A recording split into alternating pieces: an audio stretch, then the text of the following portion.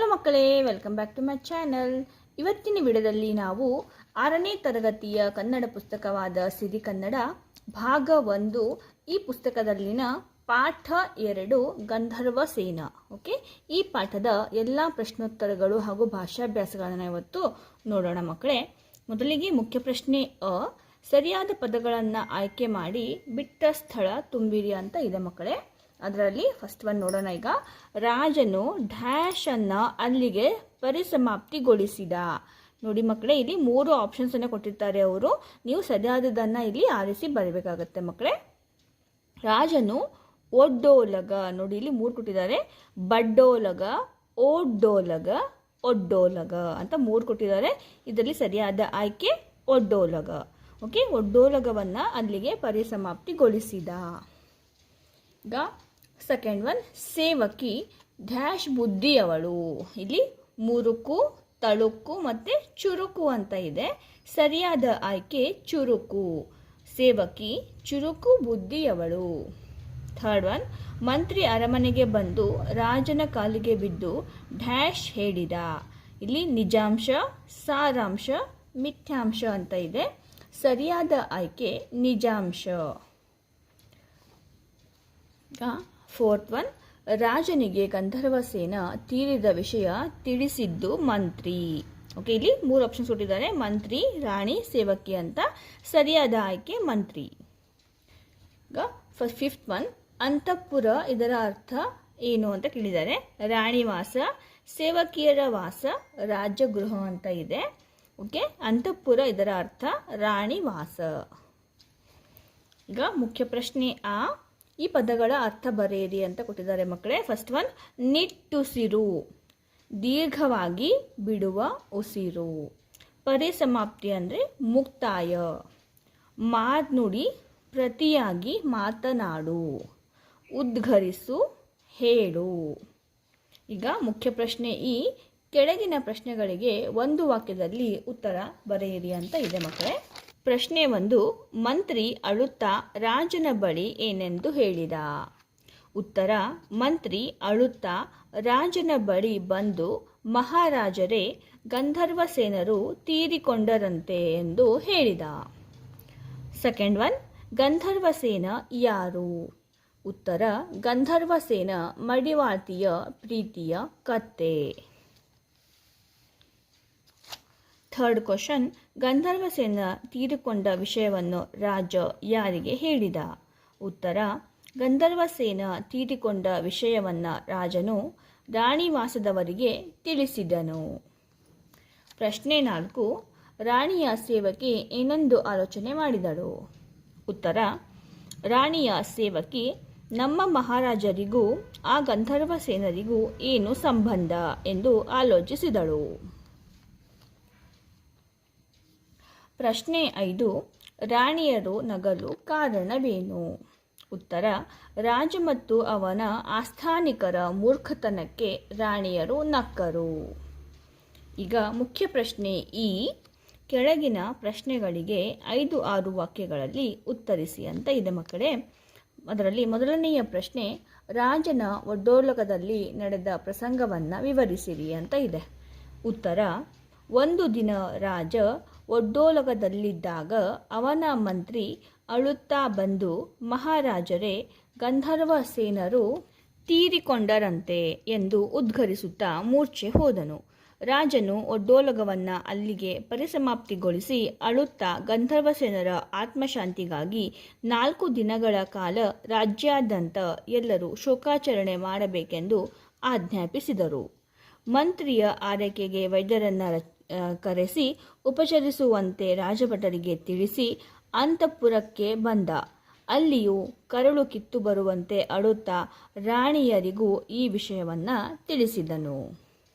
ಈಗ ಪ್ರಶ್ನೆ 2, ಗಂಧರ್ವಸೇನ ಯಾರು ಎಂಬುದನ್ನು ತಿಳಿಯಲು ಮಂತ್ರಿಯು ಮಾಡಿದ ಪ್ರಯತ್ನಗಳೇನು ಅಂತ ಕೇಳಿದ್ದಾರೆ ಮಕ್ಕಳೇ.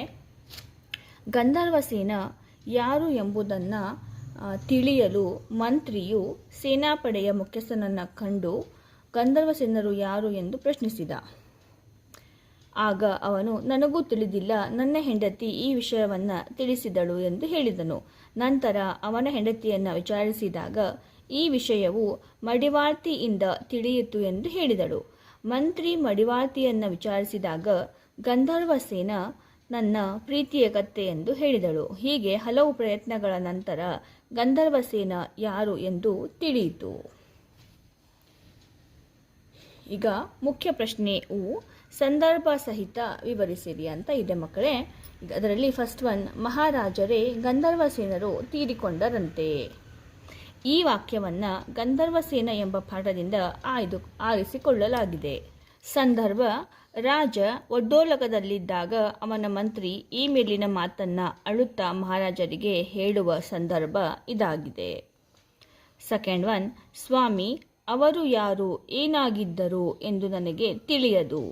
ಈ ವಾಕ್ಯವನ್ನು ಗಂಧರ್ವಸೇನ ಎಂಬ ಪಾಠದಿಂದ ಆರಿಸಿಕೊಳ್ಳಲಾಗಿದೆ.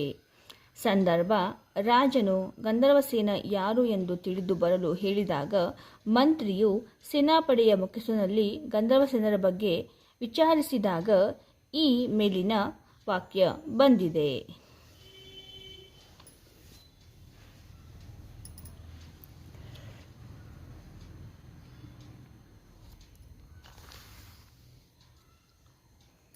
ಥರ್ಡ್ ಒನ್, ನಿನ್ನೆ ರಾತ್ರಿ ಕಣ್ಣು ಮುಚ್ಕೊಂಡು ಬಿಟ್ಟ. ಈ ವಾಕ್ಯವನ್ನು ಗಂಧರ್ವಸೇನ ಎಂಬ ಪಾಠದಿಂದ ಆರಿಸಿಕೊಳ್ಳಲಾಗಿದೆ. ಸಂದರ್ಭ, ಗಂಧರ್ವಸೇನ ಯಾರು ಎಂದು ತಿಳಿಯಲು ಮಂತ್ರಿ ಪಡೆಯ ಮುಖ್ಯಸ್ಥ ಹಾಗೂ ಆತನ ಹೆಂಡತಿ ಮಡಿವಾಳ್ತಿಯ ಮನೆಗೆ ಹೋಗಿ ವಿಚಾರಿಸಿದಾಗ ಈ ಮೇಲಿನ ವಾಕ್ಯ ಬಂದಿದೆ. ಫೋರ್ತ್ ಒನ್, ಒಂದು ಕುರಿ ಹಳ್ಳಕ್ಕೆ ಬಿದ್ದರೆ ಎಲ್ಲ ಬಿದ್ದವು. ಈ ವಾಕ್ಯವನ್ನು ಗಂಧರ್ವಸೇನ ಎಂಬ ಪಾಠದಿಂದ ಆರಿಸಿಕೊಳ್ಳಲಾಗಿದೆ. ಮಡಿವಾಳ್ತಿಯು ತನ್ನ ಕತ್ತೆಗೆ ಗಂಧರ್ವಸೇನ ಎಂದು ಹೆಸರಿಟ್ಟಿದ್ದು ಅದು ತೀರಿಕೊಂಡಾಗ ಮಂತ್ರಿಯು ಗಂಧರ್ವಸೇನ ತೀರಿ ಹೋದರಂತೆ ಎಂದು ರಾಜನಿಗೆ ತಿಳಿಸಿದಾಗ ರಾಜ ವಿಚಾರಿಸದೆ ಮಾಡಿದ ರಾದ್ಧಾಂತದಿಂದ ಸಂಕಲನಕಾರರು ಹಾಸ್ಯಮಯವಾಗಿ ಈ ಮೇಲಿನಂತೆ ಹೇಳಿದ್ದಾರೆ. ಈಗ ಮುಖ್ಯ ಪ್ರಶ್ನೆಯು ಕೆಳಗಿನವುಗಳನ್ನು ನುಡಿಗಟ್ಟು, ಗಾದೆ ಹಾಗೂ ಒಗಟುಗಳಾಗಿ ವಿಂಗಡಿಸಿರಿ ಅಂತ ಹೇಳಿದ್ದಾರೆ ಮಕ್ಕಳೇ.